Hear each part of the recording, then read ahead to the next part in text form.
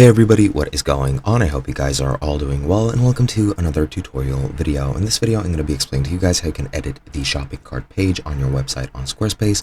So let's get right into it. Now, as you can see, I'm already on the main page of one of my stores on Squarespace, and what I'm going to do to access the actual cart menu is to click on the cart right over here in the top right. You can add this button on any page, and once you click it, you will be transported to the shopping cart page. Now, as you can see, apart from the other pages here, there is no edit page or edit button, so you cannot make any edits to this as far as I'm aware.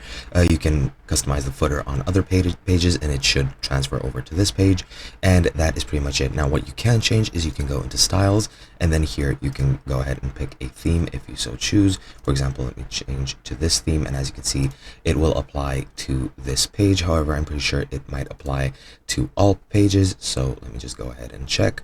Once I'm here, let me just go to the main page, and as you'll see, it did apply across the entire site as well. So keep in mind that when you're making any changes there. But you can also change a couple of different things by going into settings and selling. You can then go ahead and go into either the cart menu or the checkout menu, and if you go into cart, you can, as you can see, enable express checkout or the light theme if you so choose on your cart page, and as you can see, the settings will change automatically. And if we go to the checkout page, you can also customize these options as well.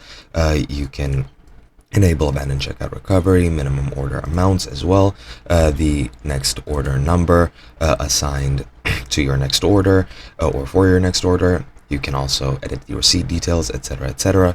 But yeah, pretty much these are the only changes that you're able to make on your cart page. And yeah, that's pretty much it. I hope you guys enjoyed, and I'll be seeing you guys in another video.